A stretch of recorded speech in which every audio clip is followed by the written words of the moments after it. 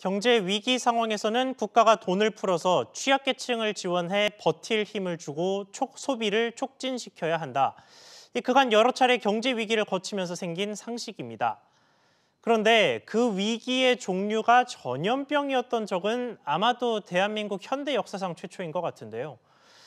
소비 활동과 함께 전파 가능성이 높아지는 전염병이라는 특성, 그리고 예상했던 것보다 훨씬 오랫동안 이어진 팬데믹 상황이 경제를 혼란 속으로 끌어당기고 있습니다. 이런 가운데도 일단 전 세계 각국은 그간 쌓인 상식에 맞춰 계속해서 돈을 풀고 있습니다. 오늘은 우리나라의 내년도 예산 그리고 미국에서 논의되고 있는 추가 경기 부양책을 중심으로 각국 정부의 돈 풀기 행보를 점검해 보겠습니다. 김세환 이화여대 경제학과 교수 나왔습니다. 교수님 안녕하십니까? 안녕하십니까? 네, 일단 미국부터 좀 보면요. 미국의 의회 내 기싸움이 계속해서 이어지지 않았습니까? 그래서 경기 부양책이 잘 되지가 않았는데 추가 경기 부양책 쪽 속도를 내고 있다는 소식들이 현지에서 좀 들려요. 부양책 규모가 9,080억 달러, 우리 돈으로 997조 원, 거의 1,000조 원이다라고 보면 될 것 같은데 이게 우리랑 미국의 경제 규모 차이가 워낙 크다 보니까 이 정도 돈이면 미국 경제를 회복시키는데 무리가 없는 건지 잘 감이 안 잡히거든요. 어떻게 평가를 하십니까? 네, 지금 미국의 그 경제 부양 규모에 대해서 전 세계 이목이 사실 집중돼 있는 상태인데요. 예. 그 첫 번째 이유가 미국이 글로벌 경제에서 차지하는 위치가 워낙 중요하기도 하지만 각국이 경기 부양책을 준비하는 상황에서 그 규모를 가늠할 수 있는 기준점이 되기 따름입니다. 네. 말씀하신 미국의 전체 GDP가 1년에 약 20조 달러 정도인데 이번에 약 1조 달러 정도 부양책을 쓴다면 20분의 1 정도를 GDP 대비 부양책을 쓸 수 있는 규모이고 우리나라의 예로 적용을 하면 우리나라 GDP가 1년에 약 2,000조 정도 되니까 네. 100조 정도는 부양책을 쓸 수 있다는 그런 단순 결론도 가능합니다.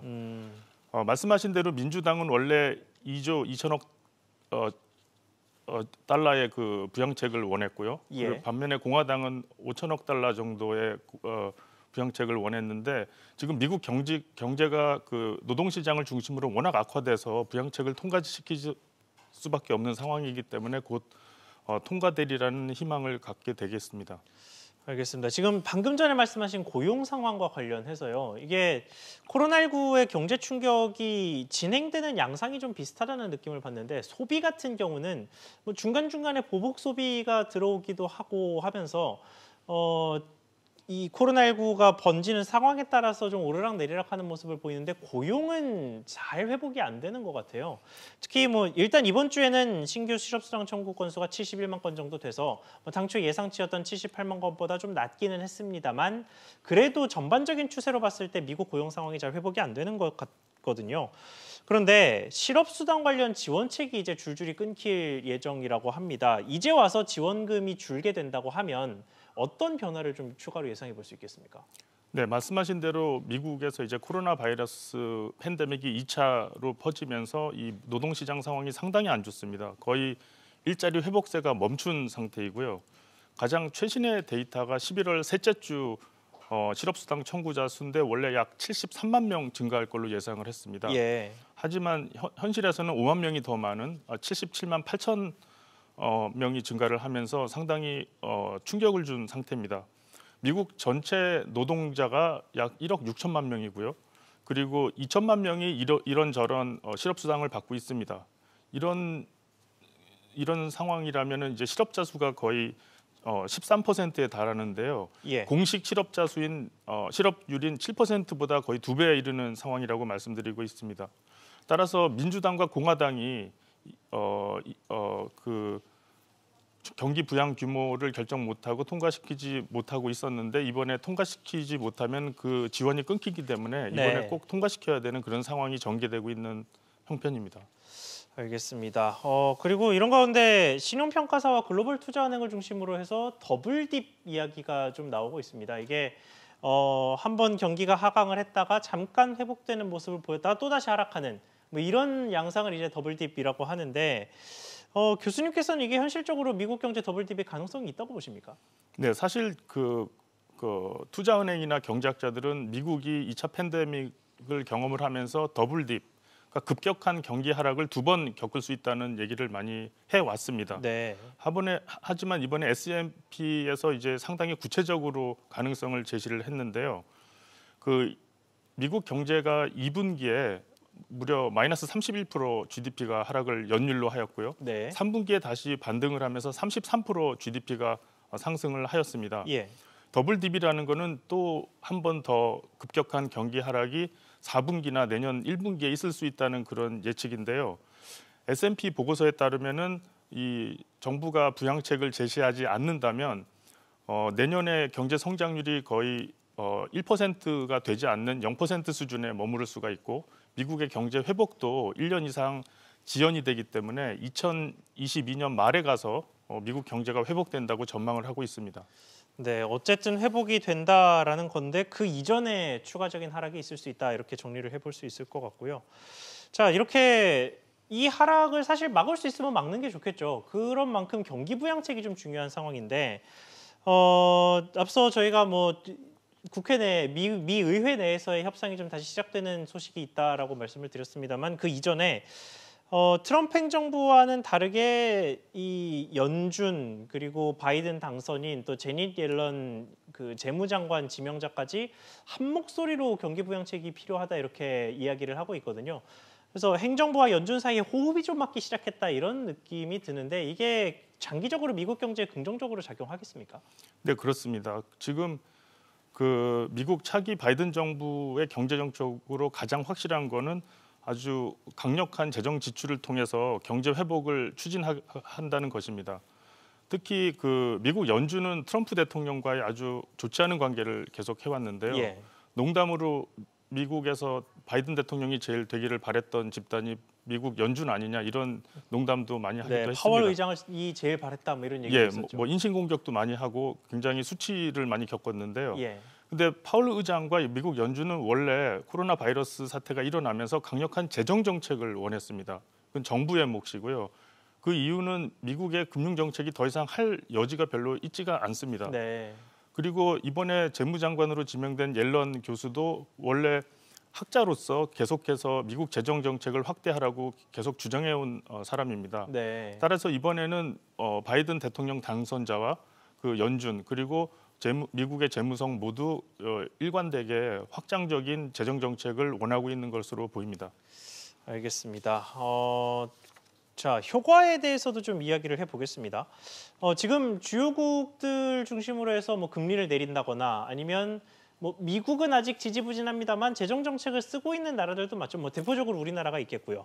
그러면서 양적 완화를 하고 있지만 이게 투자와 소비로 이어져서 원래 의도대로 경기 부양에 성공하고 있느냐 여기에서는 의견이 좀 갈리고 있는 것 같아요.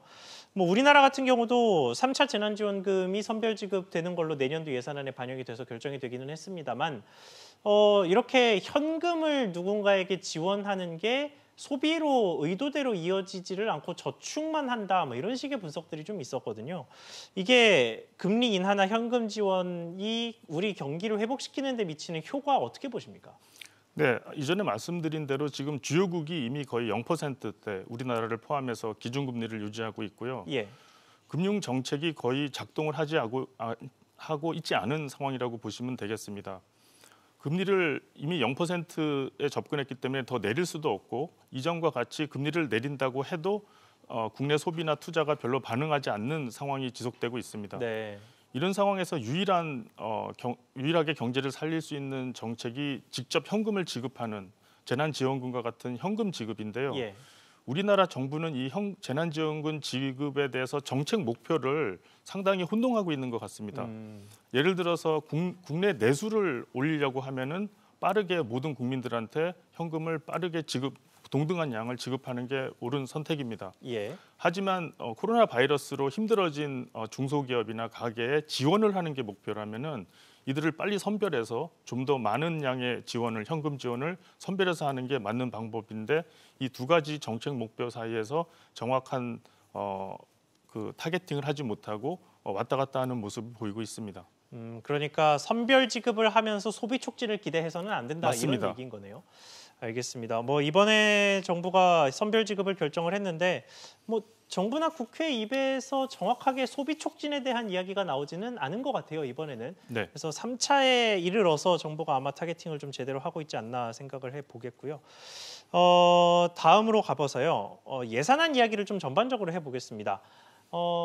제가 지금 앞서 말씀드렸던 3차 재난지원금, 또 백신 예산 이런 것들이 포함되면서 상당히 오랜만에 법정 시한 내에 예산이 통과가 되기도 했고, 또 정부가 제출한 예산안보다 국회에서 오히려 예산안을 더 늘린 것도 상당히 오랜만이었습니다.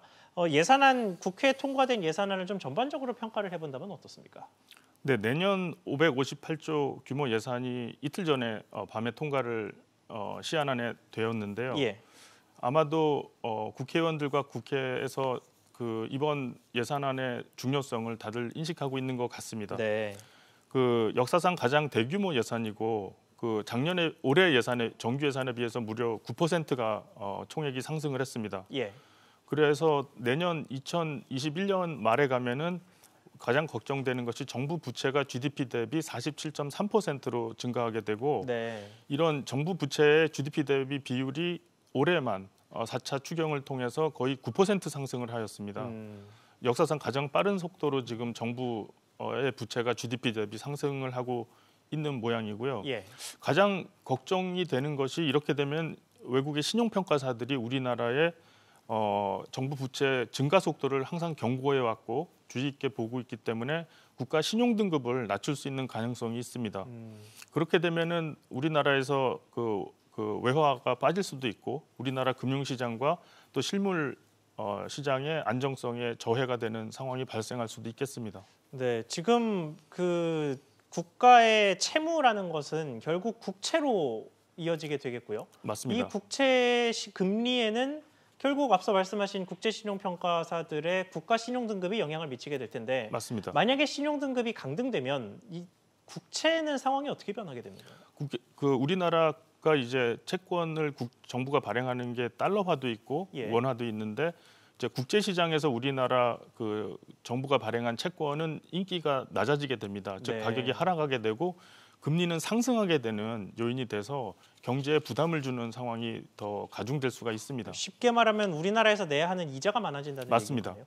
알겠습니다. 신용등급 강등까지는 좀 피할 수 있도록 정부가 세심한 조정을 해봐야 되겠고요. 자, 이런저런 사정을 정부 감안했을 때 일단 우리나라 경제 성장률이 최근 들어서 그렇게 나쁘진 않았습니다. 3분기 한국은행이 집계한 경제 성장률 전망치를 봤을 때도 뭐 속보치로 나왔던 것보다 더 올라서 2%대 성장률을 기록을 했고 또 OECD에서 전망한 그 세계 경제 성장률을 봤을 때도 올해 우리나라 경제 성장률이 OECD 1위를 유지했습니다. 뭐 G20을 살펴봐도 중국에 이은 2위를 기록한 상태고요. 그래서 지금 아직까지는 전망이 세계적으로 봤을 때 우리가 그렇게 나쁘지 않은 상황에서 뭐 백신 보급이라든지 뭐 코로나19의 종식이 내년에 기대하는 대로 이루어진다고 가정을 했을 때 V자 반등이 가능할 거라고 보십니까? 네, 말씀하신 대로 정부가 이번에 3분기 경제 성장을 전기 대비, 그러니까 2분기 대비 2.1%로 발표를 했는데요. 예.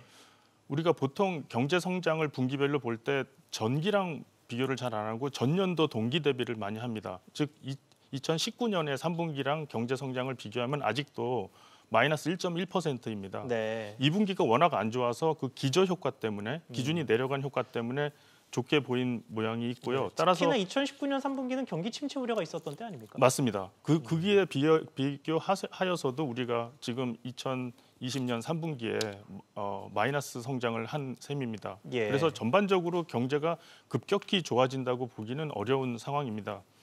내년에 경제 성장에 대해서 한국은행이나 IMF, OECD 같은 기관들은 약 2.8%에서 3% 성장으로 보고 있는데요. 예. 이렇게 긍정적인 면이 있는 것도 사실이지만 결국은 코로나 바이러스가 우리나라와 그리고 우리나라의 주요 수출 대상국에 어떤 영향을 주느냐가 내년의 경제 성장률을 결정한다고 볼 수가 있겠습니다. 알겠습니다. 방역도 경제도 안심하긴 이르다라는 말이 아직은 가장 적절한 분석인 것 같습니다. 하루빨리 코로나19가 좀 종식이 됐으면 좋겠습니다. 오늘 말씀 여기까지 듣겠습니다. 지금까지 김세환 이화여대 경제학과 교수와 함께했습니다. 교수님 오늘 말씀 감사합니다. 감사합니다.